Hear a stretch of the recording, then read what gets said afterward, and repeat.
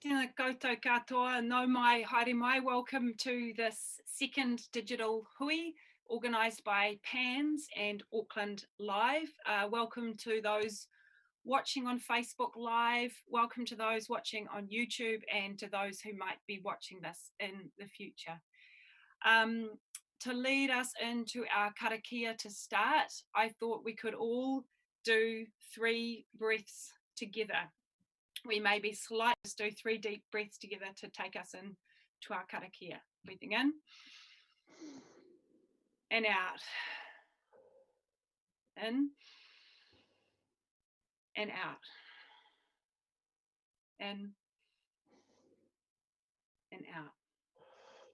Tāwhiri, po rārama, po o te whakaaro, po o te aroha, te po I here nei I a tātou, mauri ora ki a tātou, hauie, huie, haiki. Ko Joe Randerson ahau, no poniki ahau. I'm here in my bubble with my husband and 2 children. I hope you're all safe in your bubbles, whatever they look like, wherever they are. So welcome again to the second conversation. And this is created by PANNZ and Auckland Live as a way for the industry to come together, to connect and to share some knowledge. And the intention is to keep running these each week. None of us know what the future holds, but we will have different panel members each week. So please keep sending in your ideas and partai about what you would like to be addressed in these hui. It's really helpful to know what you want to be discussing. So today we have 3 guests from across Te Ika a Māui, each who will be speaking around the issues around ensuring that festivals remain a vital part of the arts ecology here in Aotearoa. So today we have Meg Williams, Tama Waipara and David Inns, and I will introduce each of the speakers more fully when their time comes. So our guests will be sharing their professional and personal insights and feedback, and we'll also be taking your questions. So please keep sending your parts through via the Facebook and YouTube channels. That worked really well last week. And if you send them through, we will endeavour to answer all of the questions to come as they come. So I will now introduce our first speaker, and each speaker will take their time to say what they need to say, and then after each has spoken we will come to your partai. Okay, so first of all, Meg Williams. Welcome, Meg. Meg is the Executive Director of runs the New Zealand Festival of the Arts, the Wellington Jazz Festival, Second Unit and the Lexus Song Quest. She's also the Chair of Arts Wellington. Meg lives in Wellington, and in her bubble is her 3-year-old daughter Bess, husband Ollie and mum Judith. Tēnā koe, Meg, over to you. Tēnā koe, Joe. Tēnā koutou katoa. Mihi mō tō koutou tono mai kia hui tai tātou. Ko te tūmana ko e noho haumaru ana katoa. Good morning, everyone. I'd like to thank PANNZ and Auckland Live for the invitation to be part of this panel today and for convening these hui for our sector. My fellow panelists, David Inns and Tama Waipara, tēnā kōrua.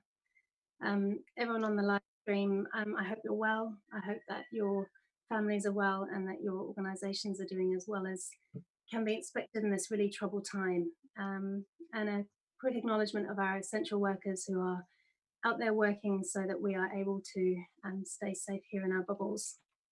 So I prepared a few things to say. I first will give you a rundown on where we're at with our festivals and events. Then some key questions that we'll be asking as a major festival and running a number of festivals. And then a couple of little learnings and experience that I have had myself or through talking to other people who are in a similar situation in different industries that may be helpful. So Our major event is the New Zealand Festival of the Arts, and that finished on the 15th of March. And in the scheme of things, we were really fortunate with that event. We had a cancellation of the final day and of one performance on the Saturday after we had a COVID adjacent situation with one of our artists being in close contact with someone who was found to be positive with the virus. And I'd really like to acknowledge everyone in the team across the festival who worked to manage what was a disruptive time for everyone. Even months before the festival itself, you know, as COVID swept across the globe, and the impact on festivals here, anyone who was bringing international touring work was significant. And the team really did an amazing job of managing those logistical challenges, working with the artists to get people here and then eventually get people home safely. Kathy Knowsley was our head of health and safety. I know a number of you will have worked with Kathy, but she was hugely invaluable to us and to me as executive director in first planning for and then helping to execute and work quite quickly when we had situations unfolding in a safe and really careful and well communicated way. And everyone played a role, including those artists. Lucy Marinkovic, who was a choreographer on one of our works, you know, was involved directly around our initial cancellation. Everyone behaved extremely responsibly, so it was a credit to everyone. So where we're at now is the wash up. Obviously, we had some cancelled events, but we're making sure that everyone, all of those contracts are honoured, everyone is paid. If they're not paid already, they'll be paid. And our mind will begin to turn to future planning, what will happen over the next 12 to 24 months. The next festival is scheduled for the 2022 year. Our second event is Wellington Jazz Festival. That was slated to take place at the beginning of June. That has been postponed now until late 2020. We hope, or may need to be deferred to 2021, but we're hoping to make something work at the end of this year. So we're just working through those scenarios now. And obviously our focus is going to be, and our thoughts are currently with our local artists and jazz musicians, nationally, but also here in the Wellington region. The many venues, live music venues, bars, restaurants, cafes, who are all doing extremely tough at this time and who are the kind of beating heart of that festival and the at-large programme. So we're working through what we can do now, and obviously our focus will be on how we can best support our local artists and the infrastructure that sits around that festival. The next event we were running was under the Second Unit Trust. That was our newest event under our We umbrella, and is an immersive experience, an immersive theatre season. We hadn't announced that or put on sale that production. We were due to do that this week, but that has now been postponed until 2021. And we're just working through consolidating and putting that together now. So for both those events, the Wellington Jazz Festival and Second Unit, the picture is quite challenging for those events. We don't have Creative New Zealand funding or central government current funding for those events, so we work on a small percentage of local government funding, and then we're very reliant on box office and sponsorship for those events, philanthropy and trust and so on. So at the moment, my focus is on keeping the percentage of the funding that we have received, gathering more and looking after everyone as best we can. We also run the Lexus Song Quest, which is a singing competition for opera singers, young opera singers.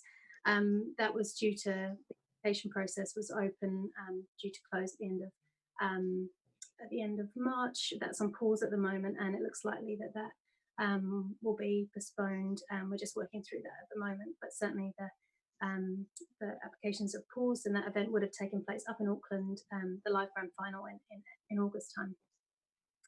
So for the broader team, the impact on our team is fairly significant. So we're staffed up for 4 big events this year, and we may well only be delivering the one. So the priority is securing our financial position really urgently, looking after staff and artists as best we can.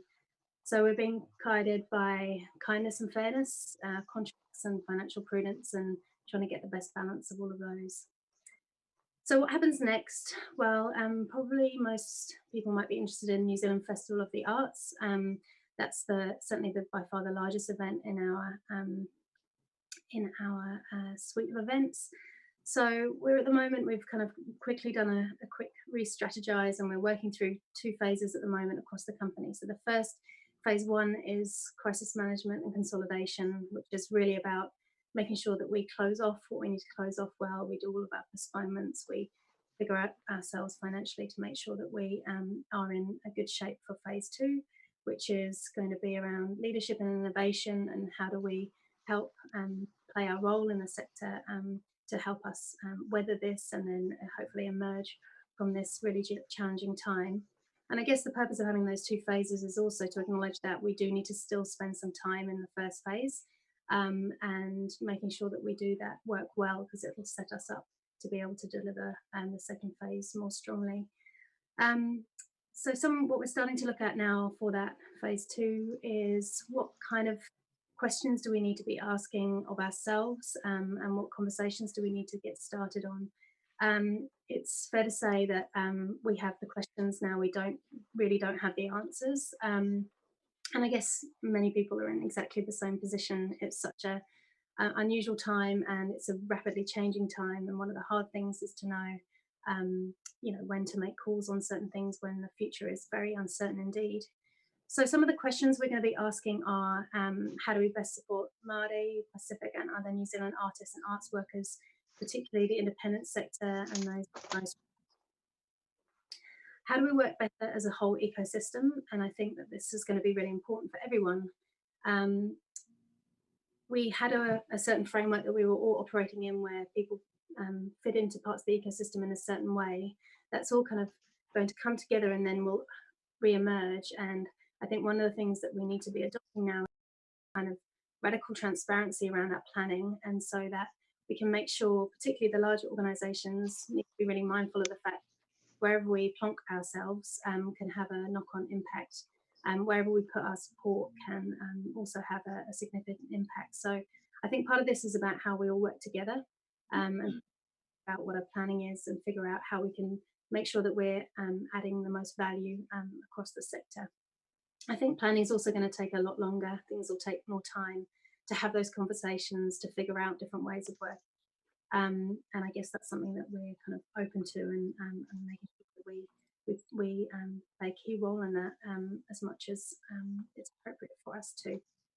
Reprioritising and reimagining partnerships and collaboration, I think both within the sector. So this particular panel is about festivals, and we've already had a couple of conversations, either individually or with the group of festivals, the collective of festivals, about thinking how can we work together differently for this re-emergence. And also for us, we work a lot with other external outside of sector organisations, like our partners, and some of those are businesses, some of those are individuals. How do we start to reframe what those partnerships might look like? And so what do our long-term plans look like now? I guess that's a session that we're holding with our team this week, looking at those plans that we had and thinking now, okay, what needs to be on the back burner now? What's no longer important? What's vital? And I think that what we'll find is some of those things that we will strongly retain. Some will be fast-tracked, so some of the things we were planning to do will probably just move forward more quickly. And we haven't had these discussions yet, but some of my thinking initially is that the cultural strategy led by Charles Royal and Tana Mahuta Gray, who is our Kairataki Māori, there are aspects of that we definitely need to move forward with. Also our Future of Story strand, which is a kind of the phrase we use to consider digital and non-conventional encounters with art. That might be an area we decide to put more focus on. So yeah, coming together and starting to try and think about what long-term plans might look like. Some of the learnings last few weeks, and these are also shared from other people I've talked to, both in the industry and outside. Just the importance of communication, and the fact that not all communication lands the same. It's really hard to communicate in these forms. I find personally I really miss being in a room with people and understanding how, when you talk, how things land and how things are understood, and having that opportunity to do that. So I think that's been an important thing for me, in that every person you speak to is in an individual context, a different context. You need to know what's going on for them. So that takes, again, time and empathy and kindness. Gathering ideas from all sources.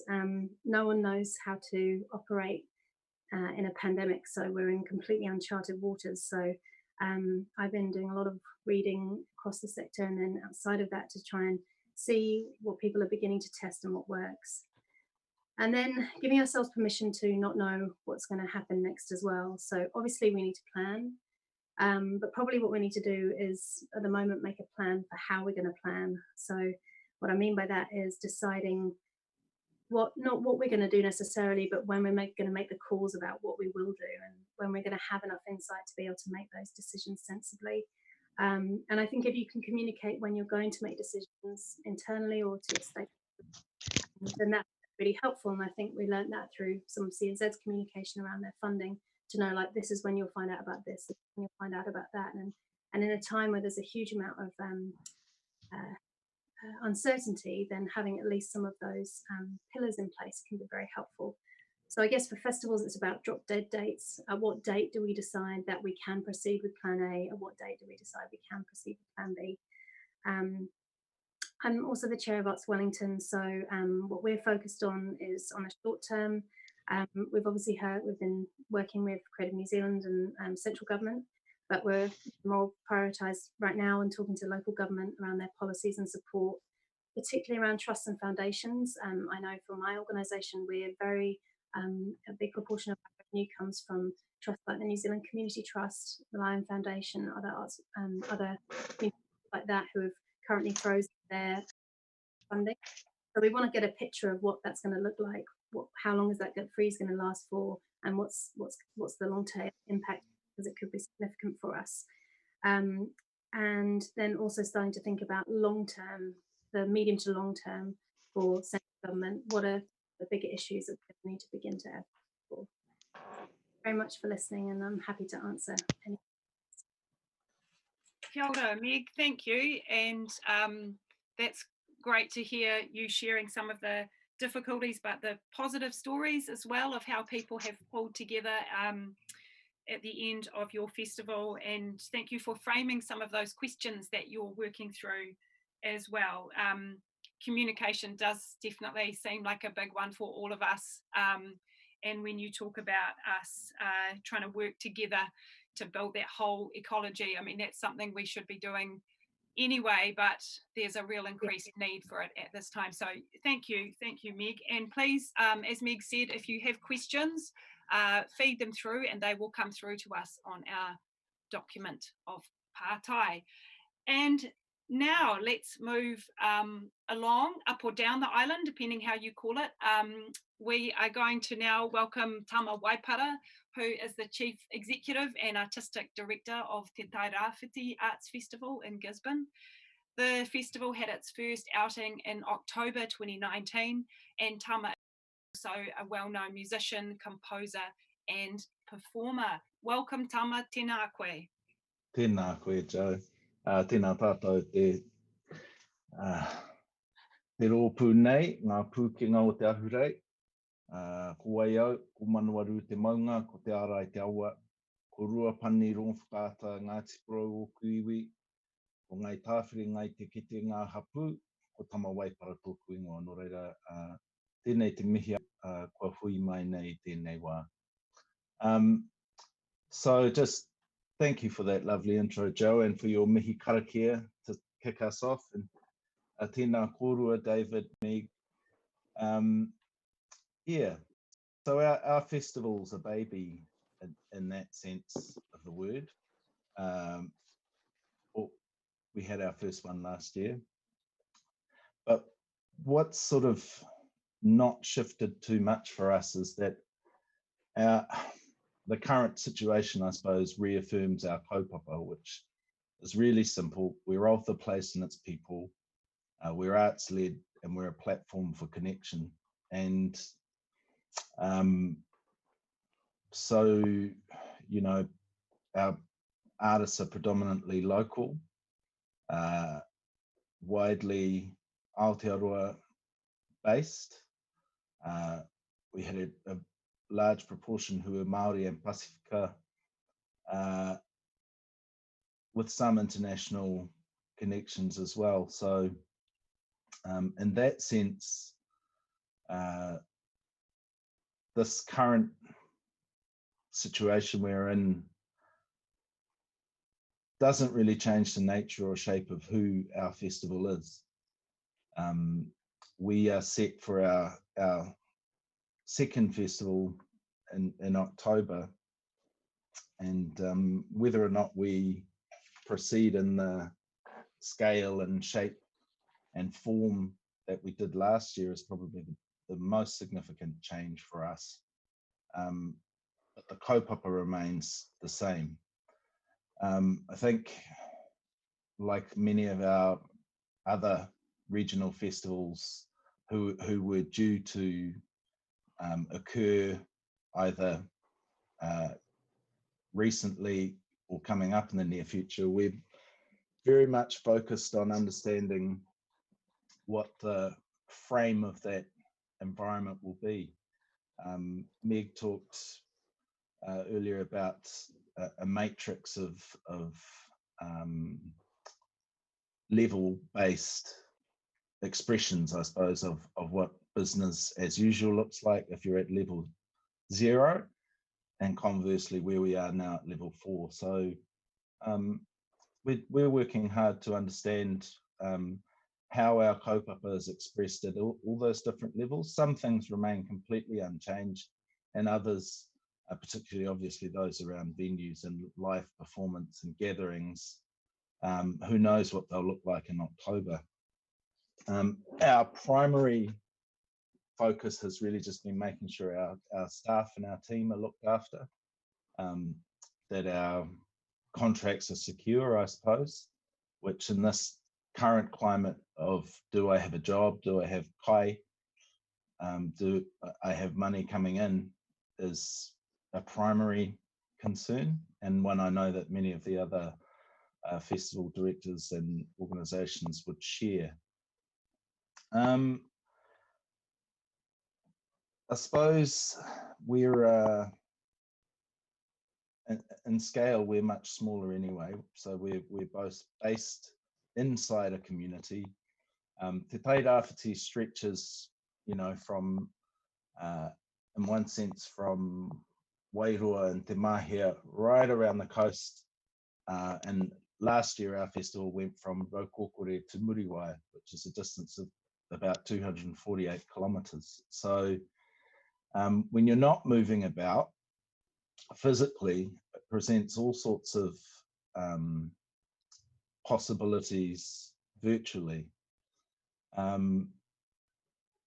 It's interesting to hear, Meg, you talking about Māori and Pacific focus. I suppose for us that's quite normal, and very much, I think,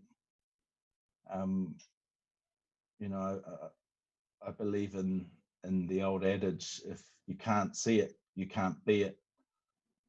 And this has been a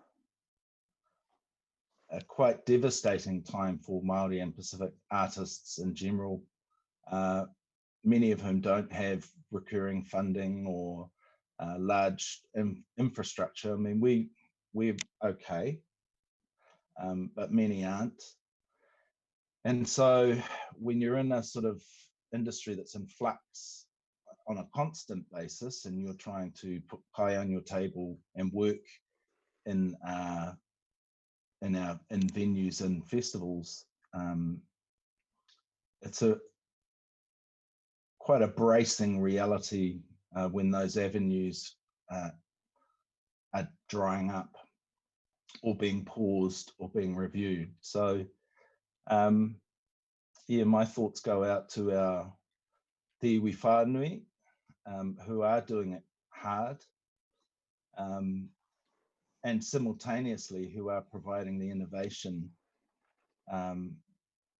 needed at a time like this. I mean, it's only been a week really since we've been in lockdown, or one working week, and already we've seen this flourish of creative innovation coming from the artists. So just coming back to our kaupapa about being artist-led, I think there's a lot for us all to learn from the artists, and that probably and I say this anecdotally, but the focus needs to be on how can we support them to provide creative solutions to the times we're in. Beyond that, short term, we're working on, I guess, starting small, starting local, super local, but looking at projects and ideas that have a widespread point of connection. And that's one of the things about our kaupapa really, is that it celebrates connection. It celebrates the fact that there are artists from Te Tairāwhiti all over the world doing amazing things, who have this puna, this source back home from which they've drawn their talent or their connections, or yes, that vibrancy and that excellence that Te Tairāwhiti is known for. And so to me, this just presents an opportunity to try and find creative ways to further deepen those links. How can we create more opportunities for people to connect back home? You know, what opportunities are there in the backyard as well? Long term, so our festival was set to start in October 2nd to the 18th this year. We've had to, like many other organisations, manage a smaller cut of the pie than previously. And so it's about, you know, making sure that the kai is sustainable for everybody, I suppose. Rather than a 16-day festival, we may be looking at a more humble offering, but our focus will be on how can we assist, support, be part of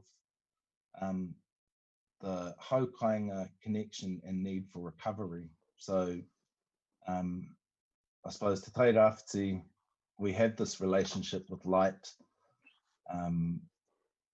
People, you know, the first place to see the sun, my own tipuna Rukupo, who carved Te Hauki Tūranga, had a unique understanding of how light plays. And I think thematically, our focus will be on how do we come out of this darkness? How do we come into the light? And what are the roles of festivals in providing safe space and safe passage for communities and for artists to come together again when the time is right? So there's things we're doing short term, projects we're working on that have digital outcomes. I know I've seen a lot of other kaupapa. Aronui's been doing lockdown soul sessions. I think Ria Hall's performing on Thursday night. You know, as a musician, I'm tuning into a lot of the live performances that are coming through. And given many of the live performance-based offerings have really suffered, anything I think we can collectively do to support those initiatives at the moment are really key. Other than that, I think that's us. Kia ora rā. Kia ora. Thanks, Tama.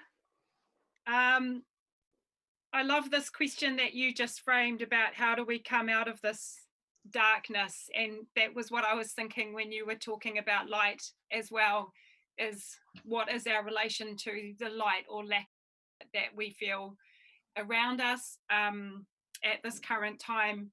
And thank you for, I mean, I feel a lot of people are saying, how do we help the independents and how do we help we know what that is like being independent artists, don't we? It's a very precarious time, and it's even more precarious now. And the link between our ability to put kai on our table and our mental well-being is very strong. So I'm also feeling that keenly at the moment.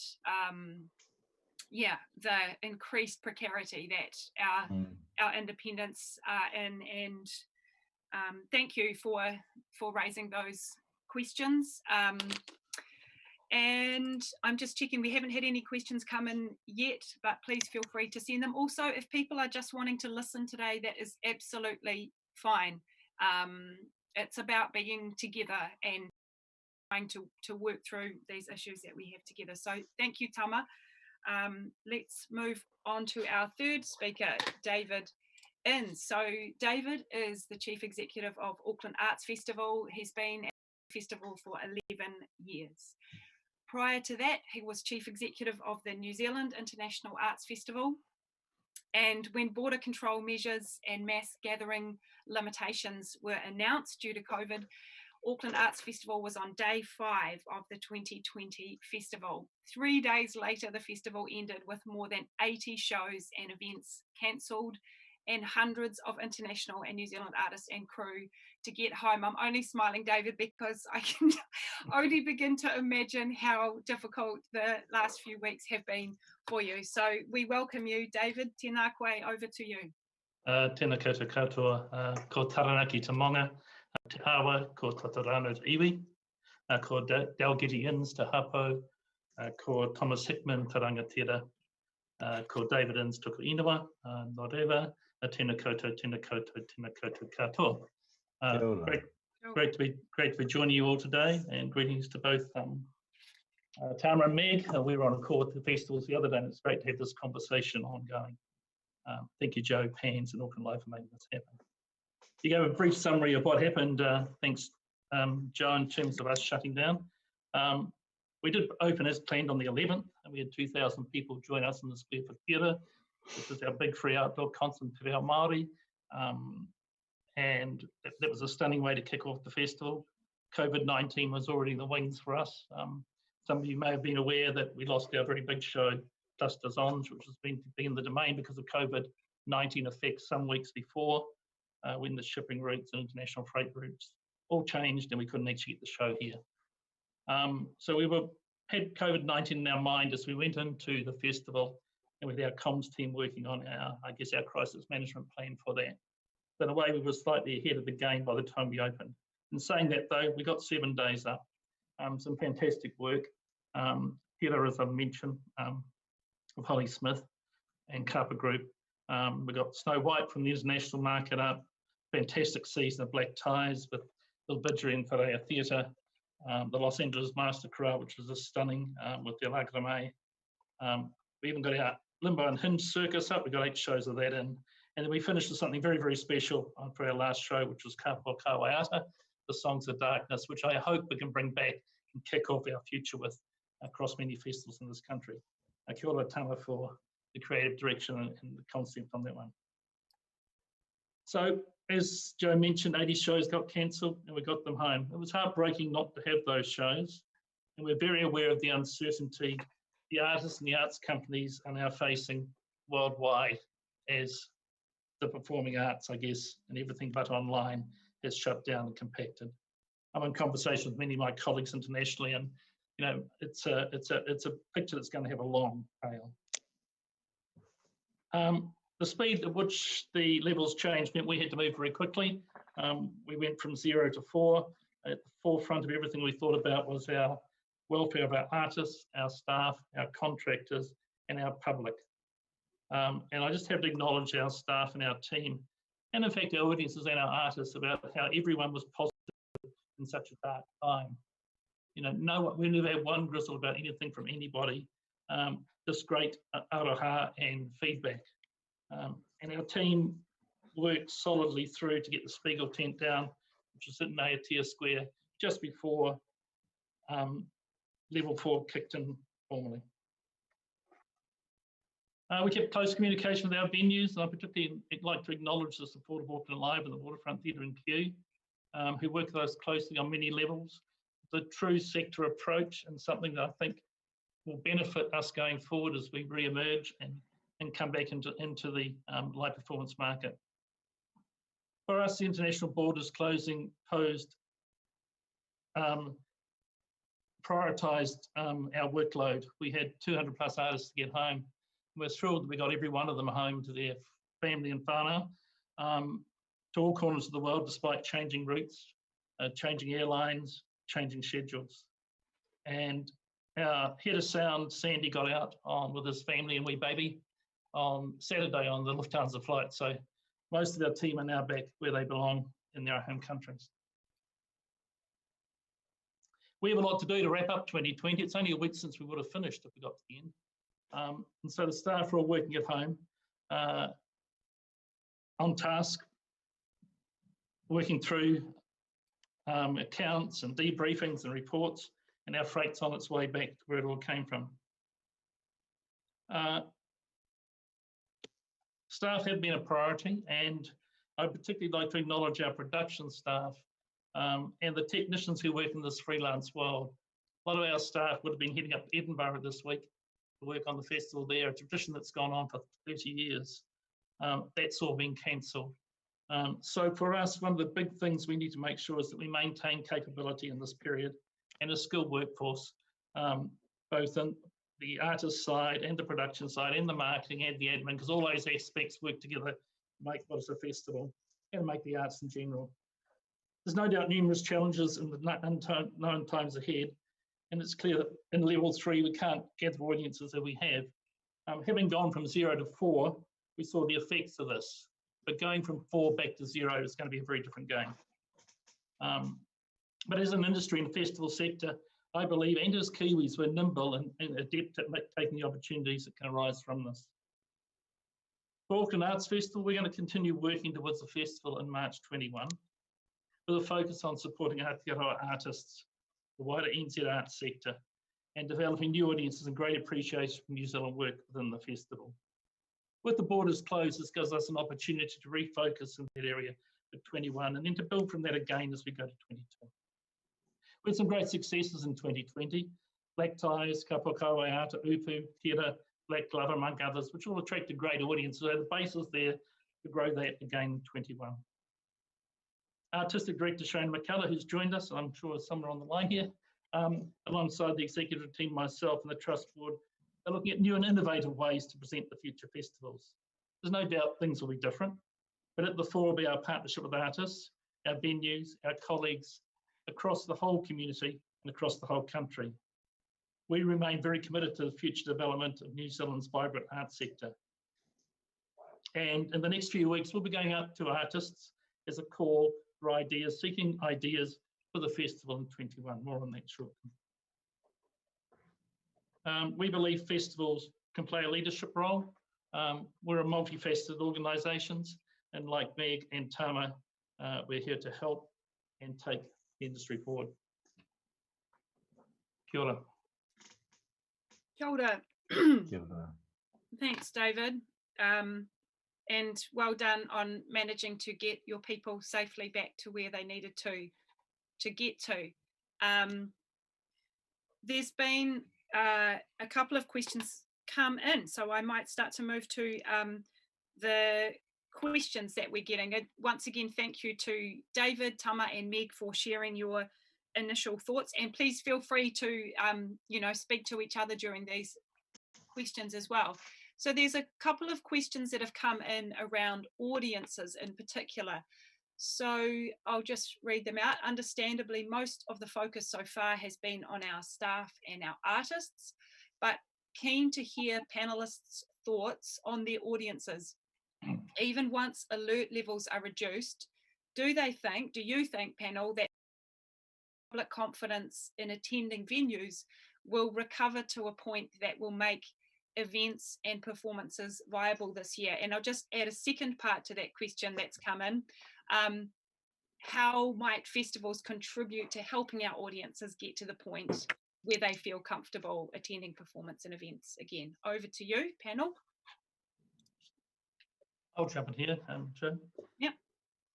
Performances don't have to be in traditional performance spaces. I think it's one of the first things.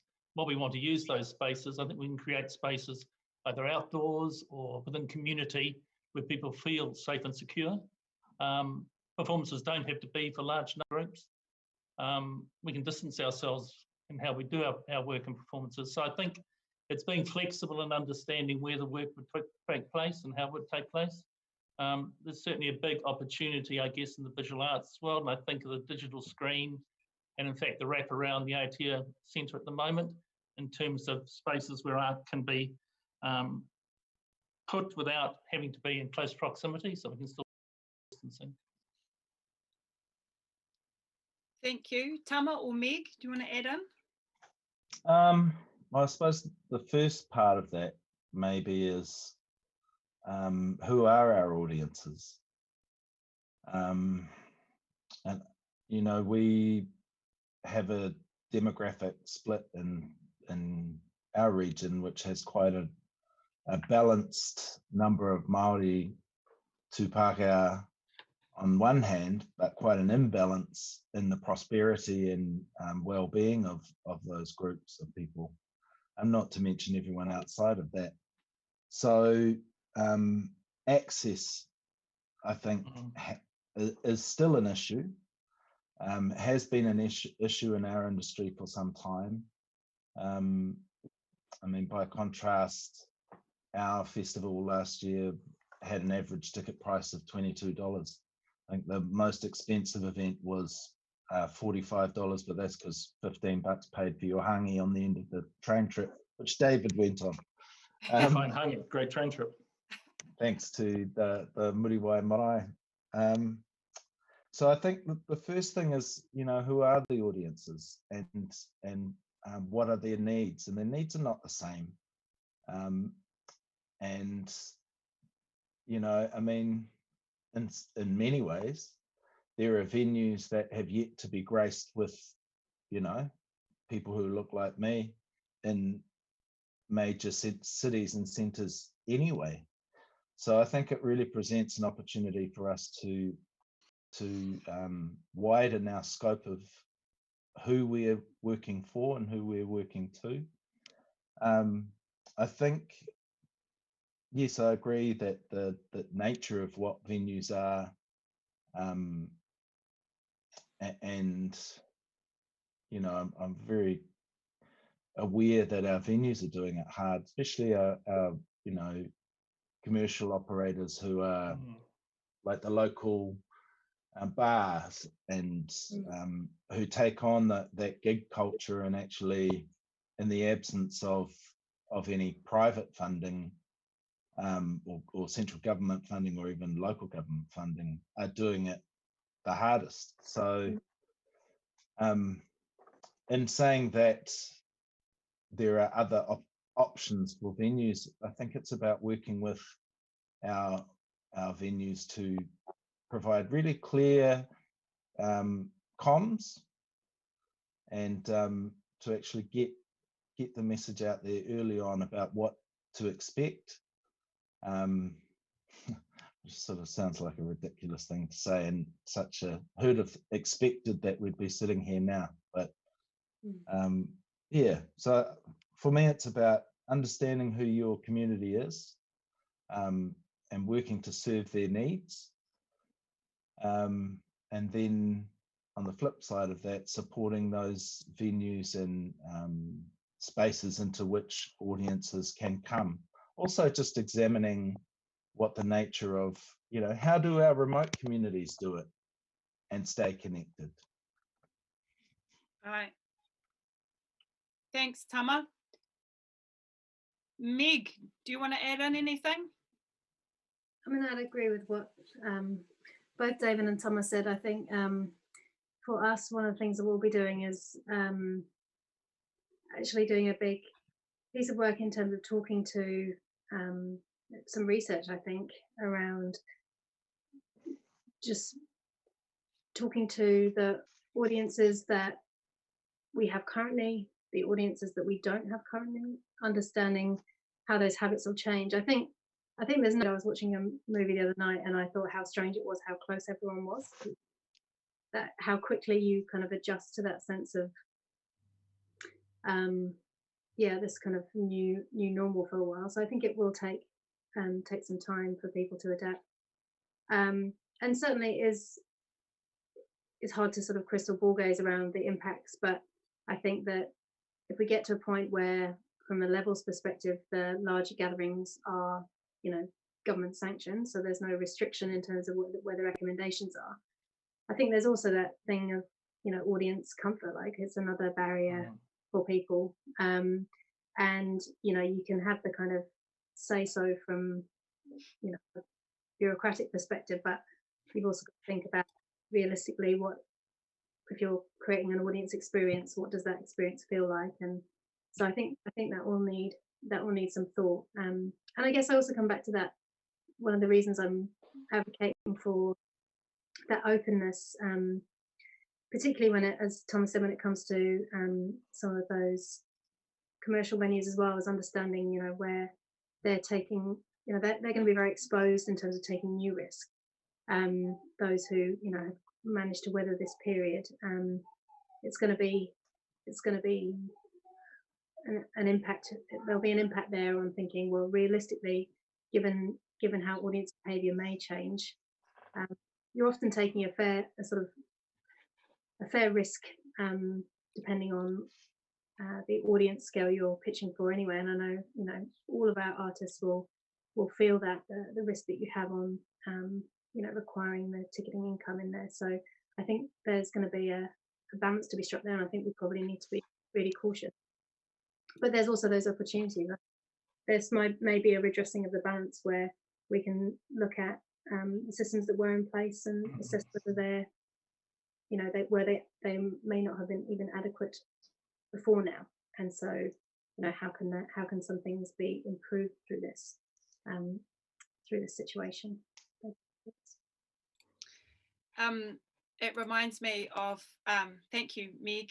It's making me think of a beautiful documentary called The Spirit of 45, which was looking at the end of the Second World War and the UK saying, oh my goodness, we don't want to go back to the world that we had, the dreadful inequality prior to the Second World War. So there was a real push coming out of the Second World War towards the welfare state and, improving situations for people. And I think that is what the opportunity could look like now, is that we don't want to go back to some of the situations and inequalities that we had before. So this is the opportunity that I hear you all talking about, is this is the time to work towards that new vision. And it's hard because we all don't know what it's going to look like when we come through this time, or whenever that will be. I'd like to frame a question then that's coming through around digital work. So there's a couple of questions that are linked. One is more of something to consider. The first question is there a national platform set up yet for online performance work? And there has been a little bit of answering of that already, which is that not yet, but people are aware that Boosted and several others are in the process of setting up platforms. So that's underway. But the linked kind of point of consideration is, in terms of performing arts, how are we going to be able to ensure audiences are still exposed to the exchange of wairua in the work if we're looking to digitize most work? Does any of the panel want to comment, or it's kind of something to reflect on really? How, if we're going to put things online, do we still make sure that there is this exchange of wairua? Well, I'll jump in there, and what a fabulous question. Everything has a mauri, everything has a wairua. So, those things remain constant irrespective of whether we're all in the same room. And actually, whether we're attending it in those traditional ways, sometimes that exchange is missed. So I think those things are ever constant, but it does raise, I suppose, the question of how do we best support artists to present their digital selves. I watched on the weekend, two completely different online live stream performances, both musical. Different artists, different sound setup, different context of music, but both with immense depth and integrity in their artistry.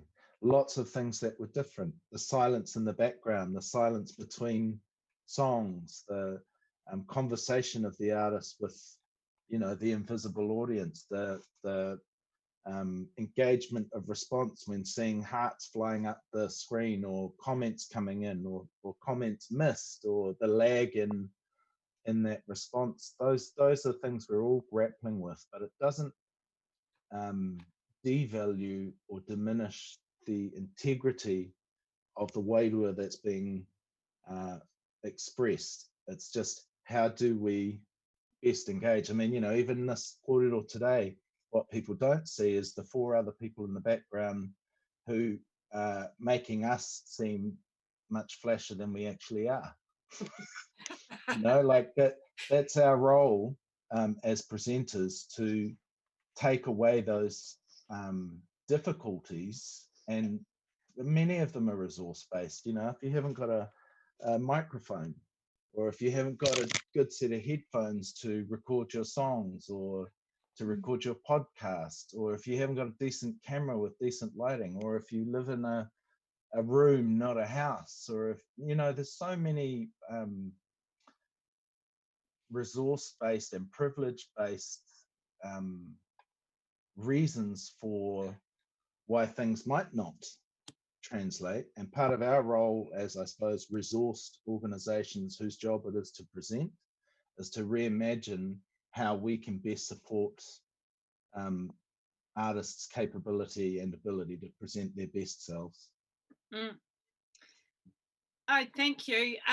So like festivals are like a filter, or could be like a lens to make everyone look better, or to kind of lift things up to an even level playing field. That's a nice way of thinking about it. Tama? One thing, sorry, Jade, other thing I wanted to say was, yes, there's a need for us all to coordinate better. That, you know, it's fabulous seeing all of this outpouring, but you know, if there's a live stream coming on at 3 o'clock and Jacinda's on the other window, which one are you going to watch? So just learning what are the right times, you know, what's who has the time and the resource to focus a bit of attention, and how we can connect that. What's the timeline of the year? When are things coming up? Long term, short term. So yeah, I think there's a space there.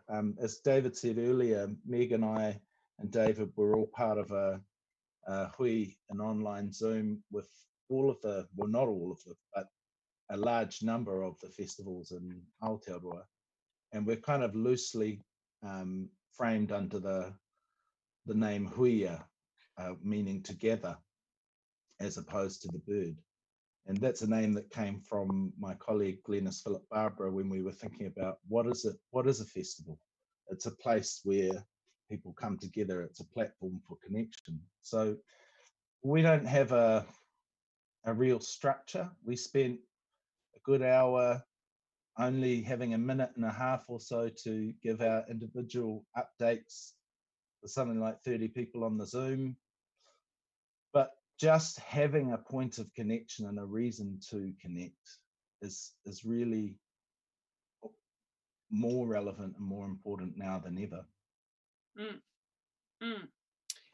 Thanks, Tama. And I might link what you said then into one of these other questions that's come forward, which I think you've just spoken to a bit. What do you think, so this is open to Meg and David as well to add in, what do you think will be the responsibility of those festivals and organisations who commission work going forward? Can you work together in understanding who will commission what and who, in order to strengthen and rebuild the sector again? So I think, Tama, you've just spoken a bit to that through huia, but does anyone else want to add in on that question? I think we can build on what's happening already. It's been developing over a number of years. We take Black Ties, for example. It was a co-commission between 5 of our Australian festival partners and the NZ Festival and us.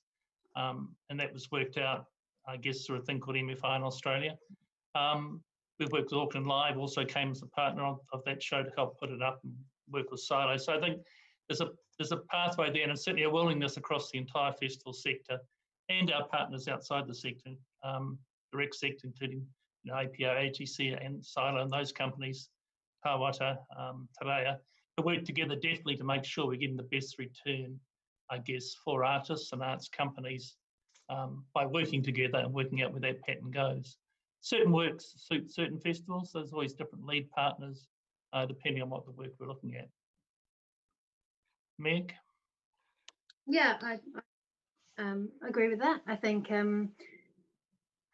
each of the festivals is going to undergo a process now of kind of reassessing where they're at. So, I mean, one of the questions for us is, again, coming back to that ecosystem idea of where do you sit, where's your purpose, your value in the context. And I guess our organisation is one with a global focus and a national focus.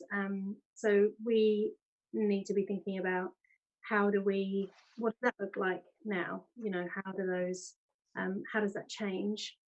So what ways will we still be operating with and collaborating with international artists, but that may look very different to how it's looked in the past. It's interesting, actually, we're already beginning to have some of these conversations around international touring in the context of climate change and concerns around large touring work internationally. So this is something that had already been on our kind of long-term thinking, was what does that look like what does a festival look like that it has? Because I think we don't want to lose sight of the fact that there is something important in global connection. There is a value for that somewhere in the ecosystem. So what does that look like in a place where international touring is either possible or very disrupted, and what the opportunities in that? But certainly how we work together, I think, we have made some good steps.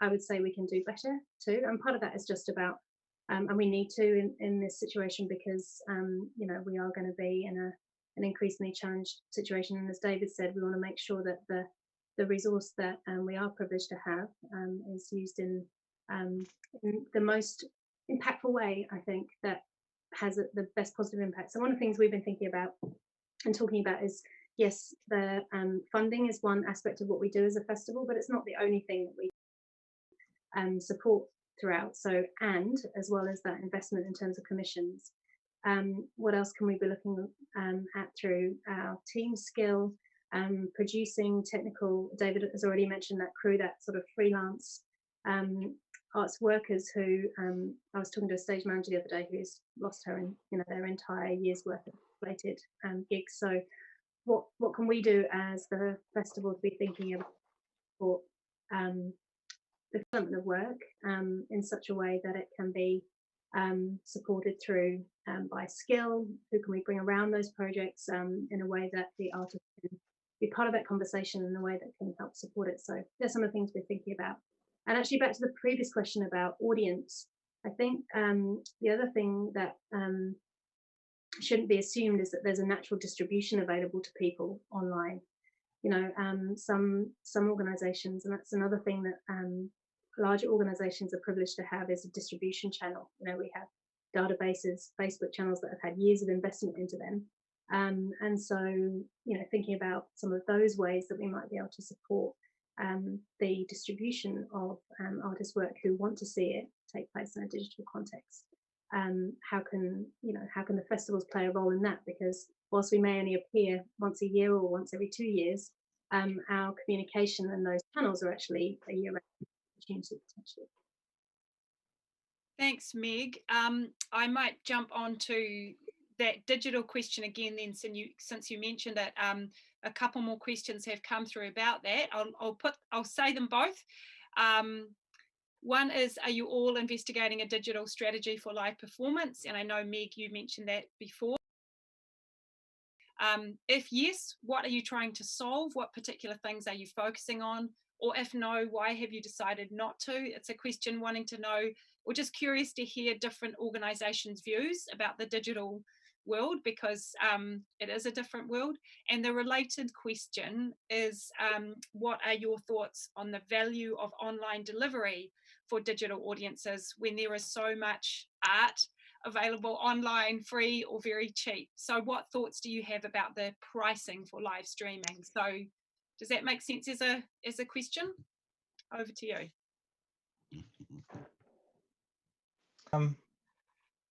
Yes, well, yes, we are considering a digital strategy. We've already had one in place anyway, so you know, much of our festival was communicated digitally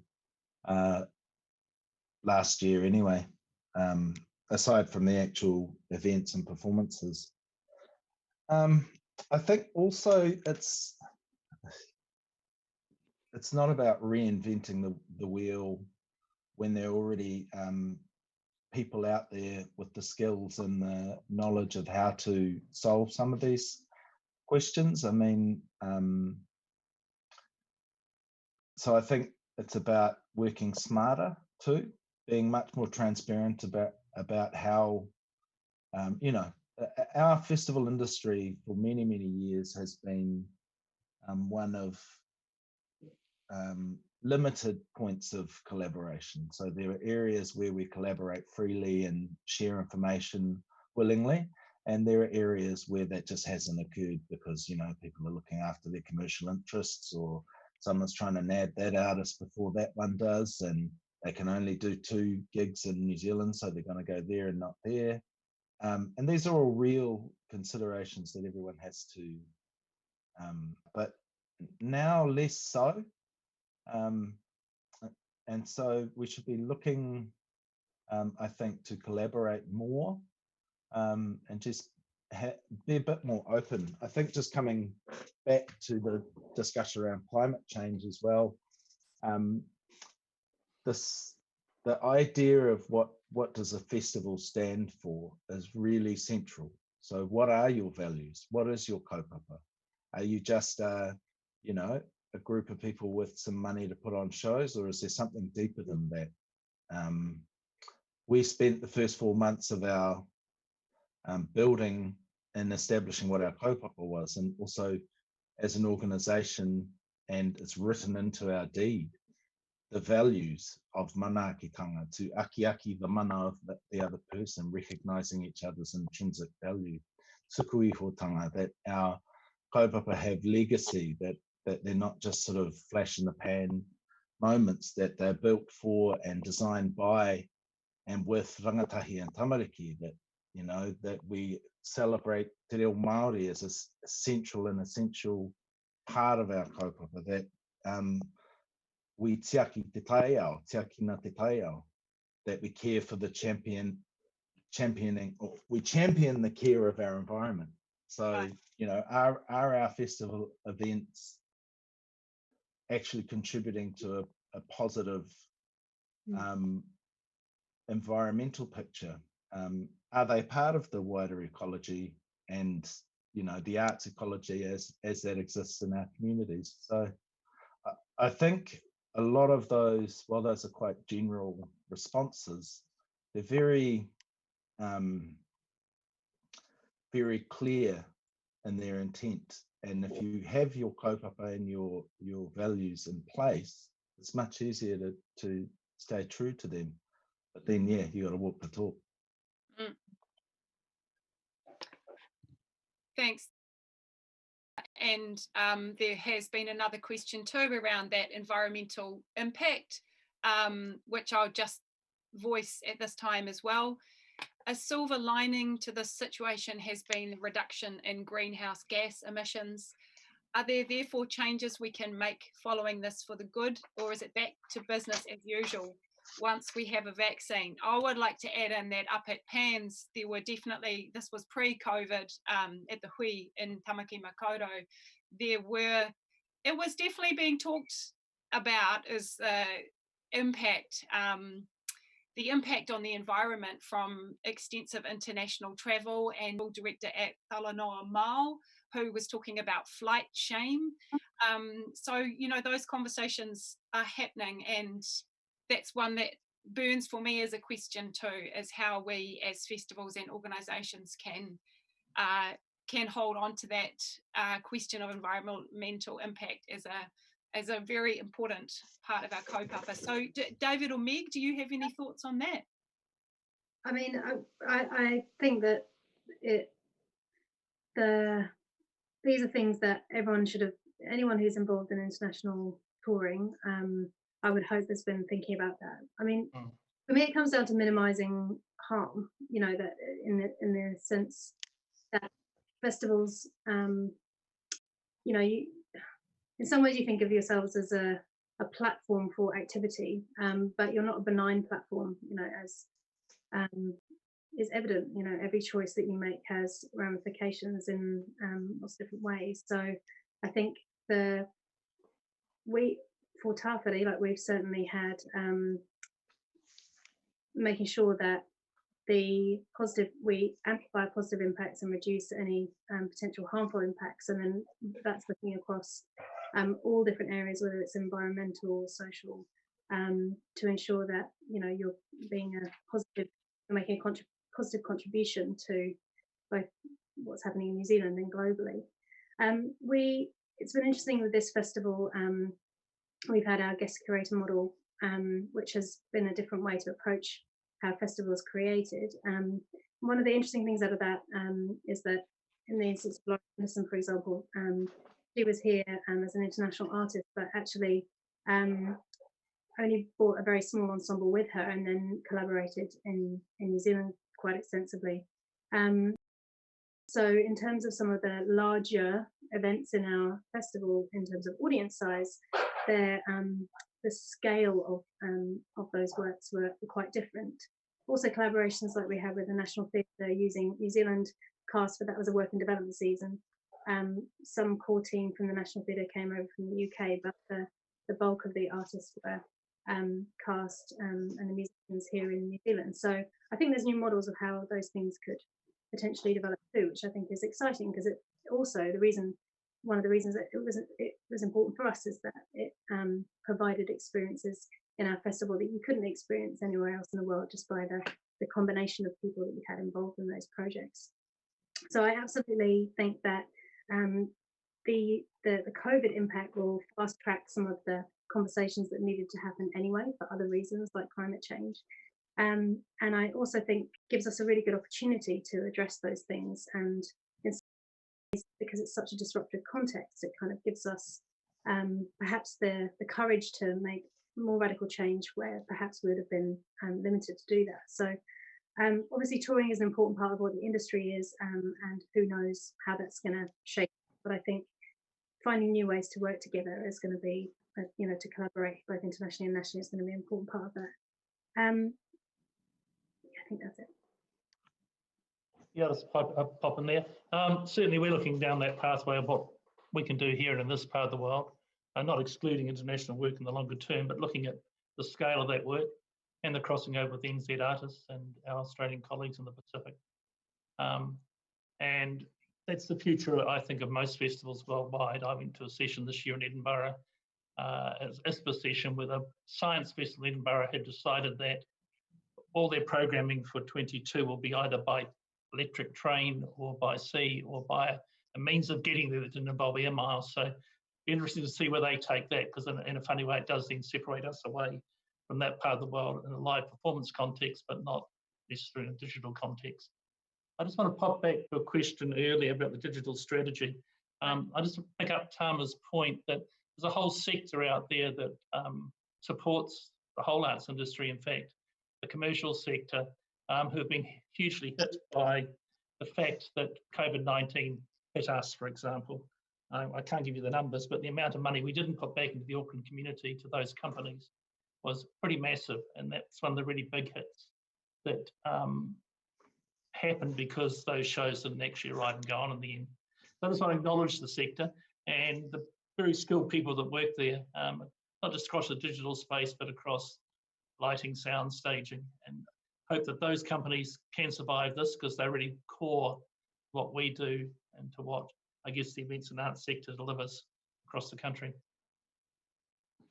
Thank you, David. Yes, that was a point that someone wanted to raise, that Meg touched on this briefly in her intro. I just want to raise awareness of the private companies, suppliers their businesses are a big part of the fabric of our industry. So thank you for sending that in, and thank you, David, for commenting on that.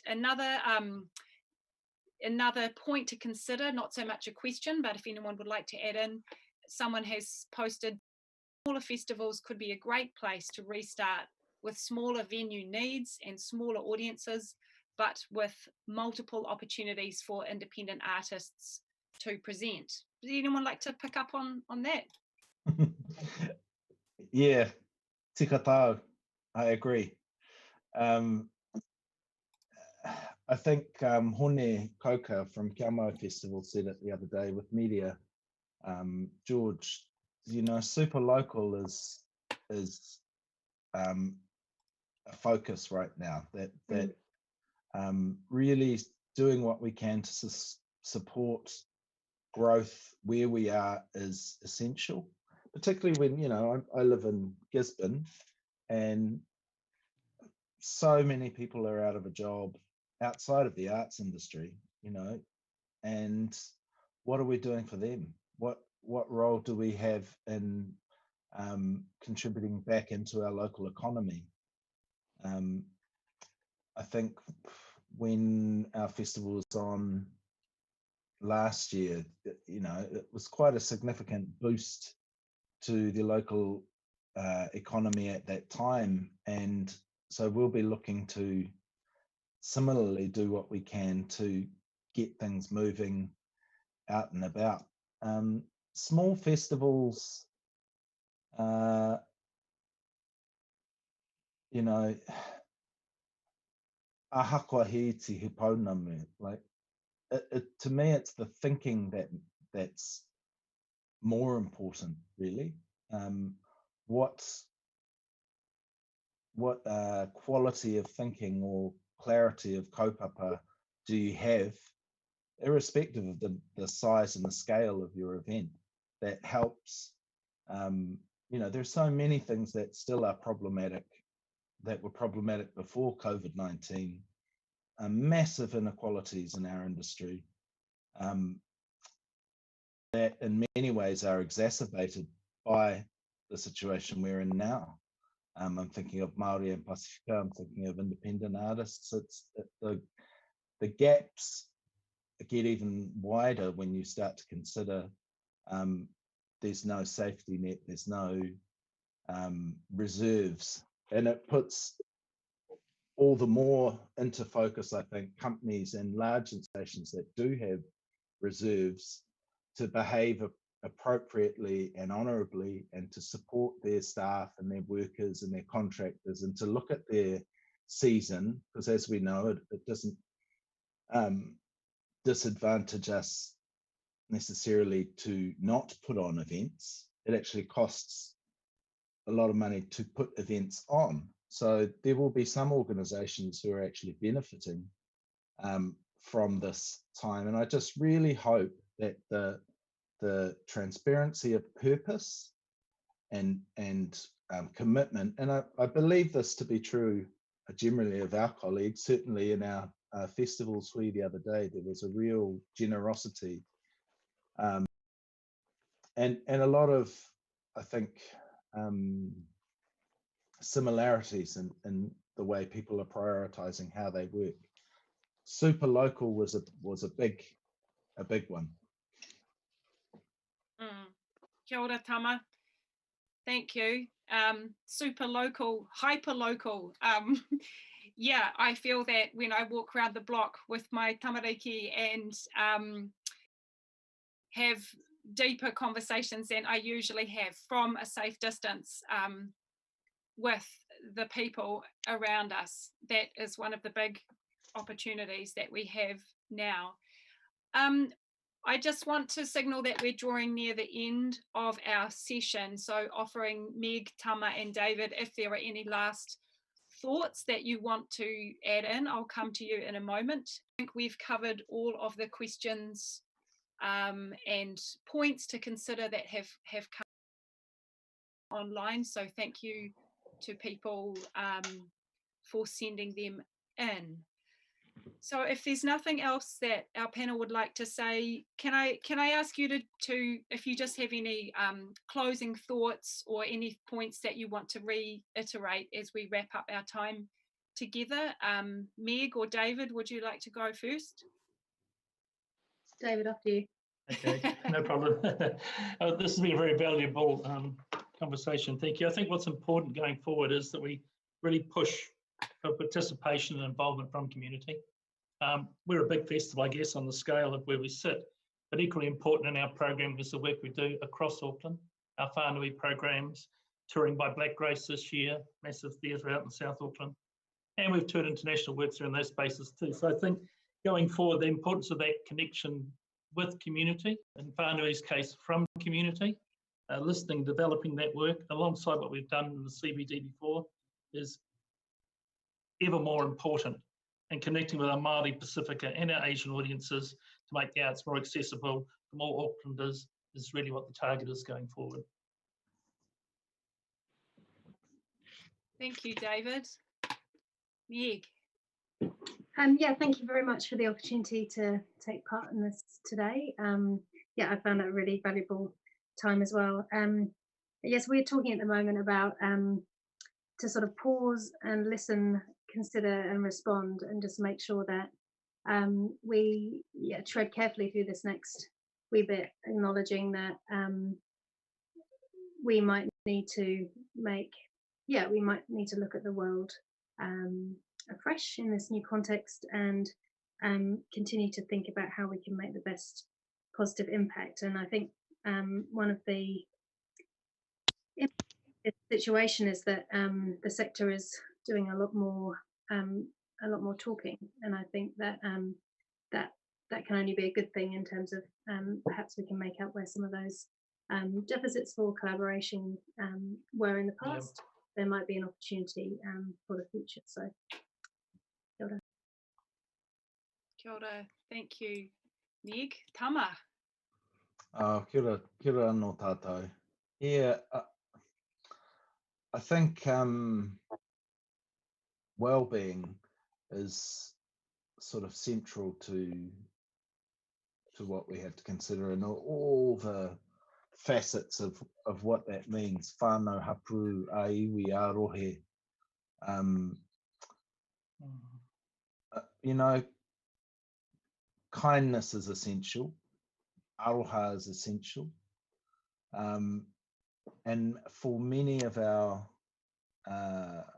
industry, we spend a lot of time having to prove how essential we are and what it is that we do. I think now more than ever, reaffirming the importance of artists and how they translate their visions to the world has to be at the forefront of our thinking. For our festival, we're focusing on joy, on how to uplift, and as I said earlier, about, you know, being a light in the dark. So just, yeah, anei taku mihi aroha kia koutou rā, puta no i te ao hei mahia i tēnei huarahi ua, ngā mahi taumaha, ai tēnei ngāngara. Just my thoughts are with everyone who's working hard and doing it hard to, you know, just live their truths. Right. Kia ora, Tama. Thank you. Thank you, Meg, David, and Tama, for your wisdoms, your perspectives, your challenges. As Tama mentioned, also thank you to Francis, who's supporting on the technical running of these hui. Thank you to Helena and Louise, who are sending in the questions that are coming in from our people. Thank you for everyone who has been watching and sending in your pātai. To let you all know that whilst these weekly hui are intended continue between, well, facilitated by PANNZ and Auckland Live. Next week we will be having a break because of the Easter period, so the next hui will be on April 20th at 11 AM. But to remind you to keep an eye, if you like, on the PANNZ website, where there's information and useful links hopefully coming through, especially around our mental well-being, and tools to work remotely. I would like to close just with a couple of quick thoughts before we have a karakia to end. Just hearing this opportunity that we have to paddle hard towards the equitable future that we want to see in our industry, and hearing everyone realise the challenge of that and how exciting that is. And I just want to offer that I'm sure there are many independent artists, particularly Māori and Pasifika, who would be happy to be paid as independent consultants to help develop some of these new strategies, especially at this time. So please feel free to offer these artists a good consultation rate to come and help organisations with more resources figure out some of the pathways forward. Once again, thank you so much, Tama, Meg and David, for your time, and best of luck to you as you reorganise what your festivals are going to look like. Thank you for your mahi. Let's close with a karakia. Let's just breathe in and out together. Unuhia, unuhia. Unuhia ki te uru tapunui, kia wātia, kia māma te nākau, te tinana, te wairua, ki te ara tangata. Koia rā I rongo, whakairihia ake ki runga, kia tina, hui tā iki. Nā mihi kia koutou, aroha nui to you all. Stay safe, take care of each other. Thanks again to our panelists. Be safe. Ka kite anō. Kia ora. Kia ora.